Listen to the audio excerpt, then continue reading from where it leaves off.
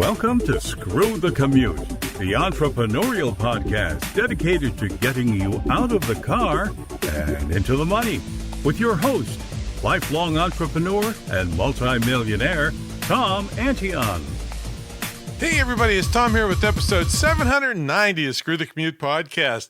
Now this is part of a series I'm doing on presentations and speeches based on my classic book. Classic because it's been around a long time. Wake 'em Up Business Presentations. And I still use the same techniques today. So today I'm going to talk about using caricature and cartoons and how to use these in presentations, especially if you have an international audience. I mean, everybody loves cartoons and comic strips and caricature and stuff like that, but it's especially important with international audiences. I hope you didn't miss episodes 789, 88, 87, and 86. 786, 87, 88, and 89. These are all on how to practice, how to keep people's attention, how to bomb-proof so you never mess up at a presentation. So anytime you want to get to a back episode, you go to screwthecommute.com/ and then the episode number. Just start with 786 and keep going. All right, let's see. Make sure you pick up a copy of our automation ebook at screwthecommute.com/automate free. And you will thank me for it because it'll save you hundreds, if not thousands of hours fighting with your computer. All right, let's get to the main event. Caricature first. Now, if you take prominent features of something or somebody and highlight them and make them way bigger, and then some features make them way smaller. This is called caricature. And they actually did some studies that found that it's easier to identify a political leader from a caricature than from a real photograph, okay? And so this is kind of a form of exaggeration, which I'll cover in another episode one of these days on exaggeration humor. But you can use caricatures of yourself in your promotional material or in your programs or in your handouts. You know, make a little fun of yourself, show lightheartedness. And you can do the same thing to make fun of your competitors or whoever you're speaking to, their competitors. And they'll love you for it, for taking the time to do that. Now, you can find caricature artists for sure locally, but you don't have to. You got places like Fiverr and Upwork, and Pixart.com is a good one to do them. I mean, Fiverr and Upwork, you can have custom ones made.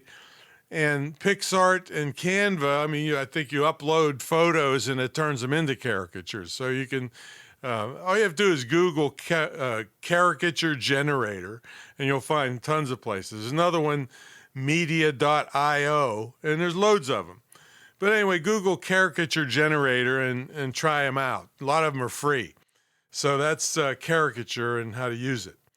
Now, cartoons. Now, when I teach speakers that are speaking to many international audiences, see, the most universally accepted format for humor in those types of audiences are cartoons, because many of them send the message without having to understand the words or the nuances of language. See?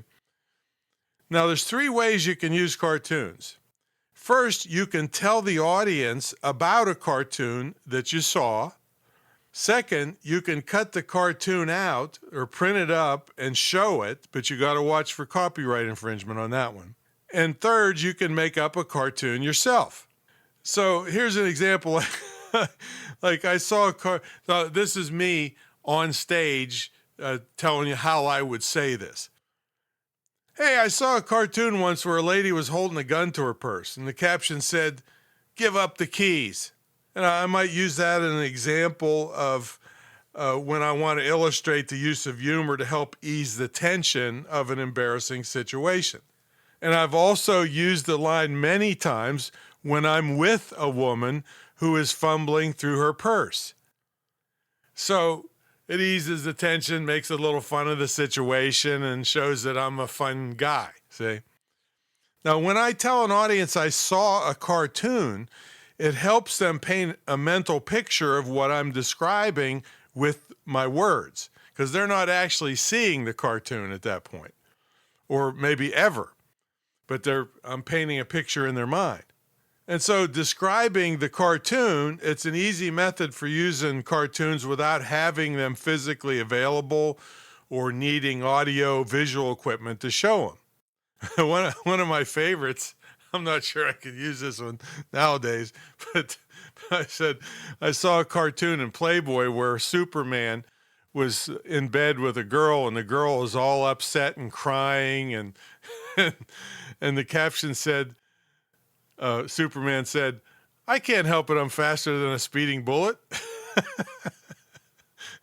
So anyway, I think you could paint that picture in your mind there, right? Now, showing a cartoon is a more powerful way to convey its humorous message. Like I said, it's especially true in international audience where the visual aspect takes on a greater significance because the words they have to translate in their mind and it may not make sense in their language, so forth. Now, if it was a very small crowd and I actually had a copyrighted cartoon, I might hold it up or pass it around, all right, because I'm not reprinting it and projecting it and all that stuff. Now, I can't say I'm not an attorney, so do that at your own risk. But I like that method because I can control when it pops up or when it's seen by people. If I project it, if I have the permission to project it. So you got to get permission for that. But that way, one of the ways it's better than passing it around is because when I project it, everybody gets it at the same time, and that makes the laughter cumulative, much louder. If I was passing it around person to person, they might chuckle to themselves, but the whole room wouldn't be in laughter. See, so if you can project it, that's a better way. Create a greater impact, in other words. Now, you can find cartoons all over the place, the magazines, online. New York Magazine was famous for cartoons. I got one out of there one time where there was a dog sitting at a computer. And I was talking about fraud online or something, and the dog was typing on the computer, and his buddy is a dog. And his buddy says, "Hey, you can't get on the computer. You're a dog." And the dog on the computer said, "Hey, if I'm on the computer, they can't tell I'm a dog." Right? So that was a famous one from the New Yorker, but I'm cool in telling you because I'm not recopying the thing. I'm just telling what I saw. Okay. So just start paying attention for cartoons you find and think about how you could use them, see? And the third way to use cartoons is to make them yourself. And when I first started teaching this subject, you could not take advantage of this method unless you hired a cartoon artist, which is still a viable method on Fiverr or Upwork, but it wasn't easy back then. But things are different now. I mean, I have a subscription. This is a paid subscription. I think it cost me $80 a year to clipart.com.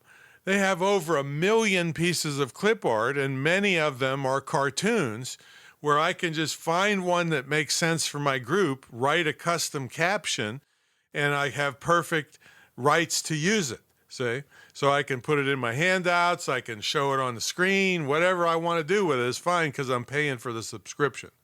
So use this kind there's another place I forgot, toonytool.com, TOONYTOOL.com is another place where you can make animated cartoons. And again, just Google cartoon generator, and a lot of them are just taking a photo and turning it into a cartoon, which can be a lot of fun. But if you want to make an actual cartoon, you got to look a little deeper to the cartoon generators when you Google it. See, folks, audiences expect some kind of entertainment value whenever they're at a presentation. Could be a little bit, could be a lot, but they expect something. And if you just get up there and just drone on with no entertainment value, they're going to think, wow, this was I hate when this person speaks. So if you're not comfortable delivering humor, cartoons and caricature are a way to get the entertainment value in without you having to be a stand-up comedian. All right, that's my story, and I'm sticking to it. Hey, if you like help with this and the million other things that you need to know to be a successful speaker and internet marketer, check out my mentor program at greatinternetmarketingtraining.com, which includes my professional speaking mentor program. Or you can get that separately at screwthecommute.com. I think it's /pro speaking. So if you really want to up your game, and this speaking has meant millions and millions and millions of dollars to me over many years, 3,000 speeches in 12 countries. And in the last 20 years, I never did a speech where I didn't pull $100,000. All right. So, and that sounds like BS, but when you sell at the back of the room, 20 people at $5,000 a piece for my, mentor program, it's discounted at those kinds of events. That's $100,000 right there. I've done the highest I've done, I think, with about 300 people is 250,000. But these techniques are what I use. None of it is hard, but you got to practice and know about them. So check out this whole presenter series, starting at episode 786, and I'll probably do a couple more of them for you. But anyway, grab a copy of my Wake 'em Up book at screwthecommute.com/wake book. Get the digital version and download it immediately, and you'll go in great depth on all these topics. All right, that's my story, and I'm sticking to it. We'll catch you on the next episode. See you later.